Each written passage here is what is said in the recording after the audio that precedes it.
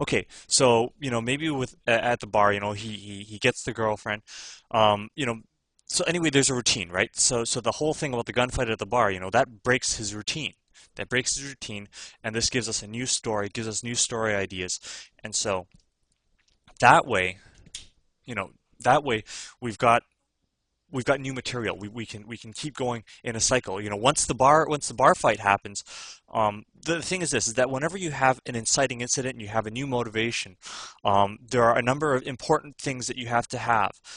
First of all, let's see. Hang on, I have it written down. Do, do, do, do, do. Let me see if I can dig it up. I have it all written down right here. New story, Act One, scene. Okay, so I'll just show you here. Okay, so Act One, Scene One. Now you'll see here that I have a scene here, and then I have a beat. Now a scene is really a collection of these different beats. A beat is whenever you have okay, what a beat is you've got a guy who wants something, right? He has an intent.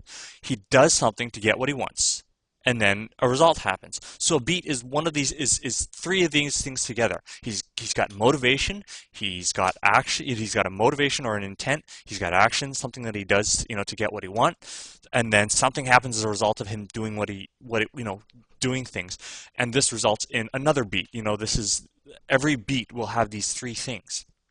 Okay, but in Act One, Scene One, the first beat, we have the protagonist appearing. Oh, I think I'll go to the bar today. It's just the protagonist appears. We have him going through a routine. We give him a problem right off the bat. We give him a problem. This way, the story begins. We don't care about how about his personality. We just care like we don't want him to come across as the zany, interesting, cool guy or the wacky personality. We don't care about this stuff. All we care about is I got a problem. I'm going to do something to solve it. And the way he solves the problems, that's what makes him the zany guy, the wacky guy, the cool guy. That's how it works. So he's faced with a task or a problem, and okay, right. So anyway, we have this inciting incident. I was just talking about the inciting incident. Now, the important thing about this inciting incident, after there's a result, is that when this inciting incident occurs, he gets a new objective, he gets a new intent. And the important thing about this new intent is that he cannot ignore it. He can't ignore it. If the guy can just, turn around and walk away, then our audience, the people who are watching our story, reading our story, whatever, they're going to say, why doesn't he just turn around and walk away and save himself the trouble, all right? So it's important that whenever something comes up, he cannot ignore it. And there are many reasons why a guy cannot ignore something, because problems will occur. Say, for instance, you get an invoice in the mail for a bill, right? You got a bill. Your Visa bill is $5,000. No, over 9,000. Okay, you've got a Visa bill of over 9,000. Oh my God, what am I gonna do, right? You can't just ignore it because, hey man, they're gonna be coming after you. What happens to your credit card rating? Bill of over 9,000, you can't ignore it. Problems will occur if you ignore it. Um, Other reasons you cannot ignore it because your routine is blocked. Okay, let's say going to the bar and getting drinks, right? Oh, you can't get drinks anymore because your credit card is already over, you're past your limit. You're over 9,000. You can't that blocks your routine. You can't buy drinks. Um, you made oh Here's another thing reason why you can't ignore it, because there's something that you really want all of a sudden. Well, gee, I mean, suddenly, for all we know, hey, maybe you did go to the bar and you got the girl, but now suddenly you can't afford any of the things that you want to get this girl, right? So there's another problem, right? So you got to deal with this problem. And the other important thing is that you are the only one, that your protagonist should be the only one who can deal with it. So that way, he can't ignore it. He can't, no one else is going to come along and save him. He's got to be the one to deal with it. So that's the only criteria for when you choose your main problem, is that it cannot be a problem that is ignored. So thus, in your story will gain, your protagonist will gain his main objective, his main intent, his main motivation for going through all these loops and troubles and whatnot, all these different actions to get what he wants.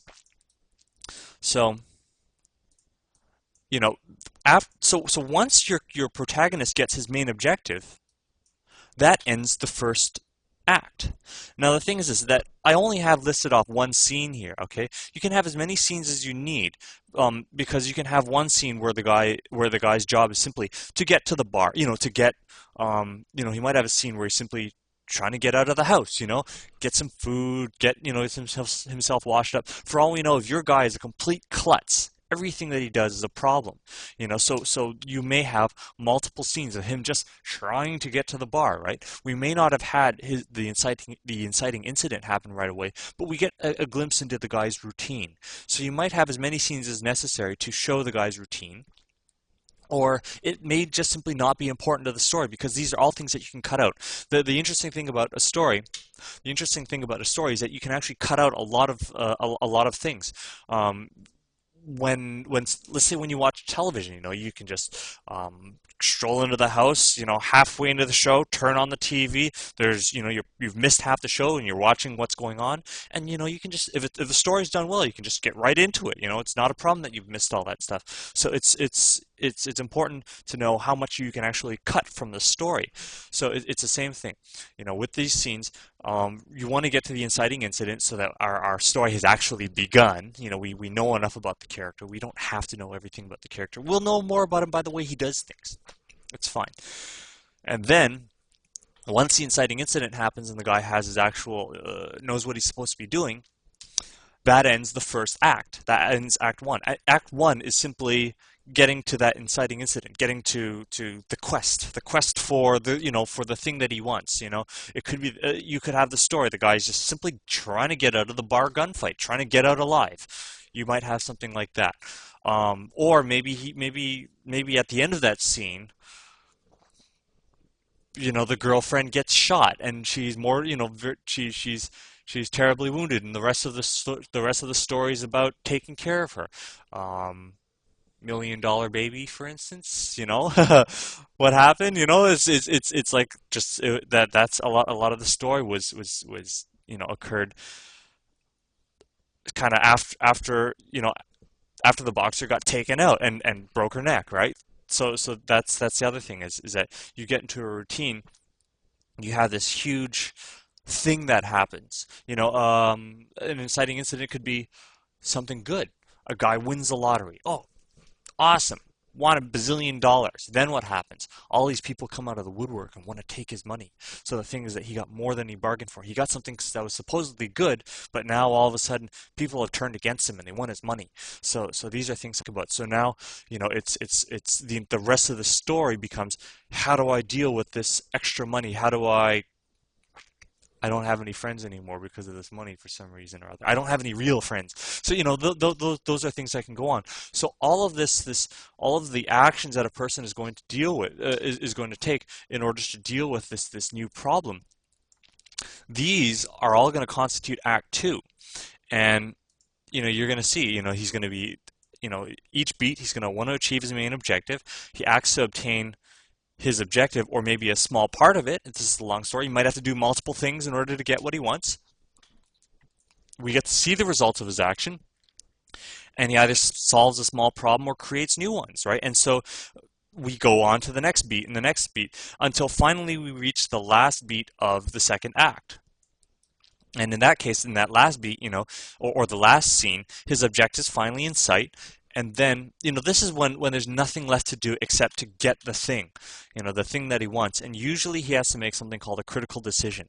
And a critical decision always involves sacrifice. It always involves something like, like he's got a choice between losing an arm or losing a leg, or he's got a choice between losing his son or his daughter. He's got a choice between getting the bazillion dollars or the girl that he wants. The girl of his dreams. It's one or the other. It's one or the other. It's either the lesser of two evils.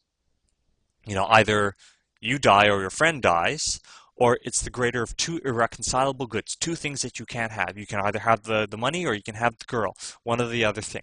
So that is a critical decision. It's never a choice between good and evil. It's always a sacrifice. It's always a choice between the lesser of two evils or the better of two irreconcilable goods. So we get to see the result of his action, and by seeing, the decision that he makes, that is going to be the real character defining thing. That's what's really going to tell us about him. So, oh, wow, that was fast. Okay, so I'll talk about this some more in the next episode.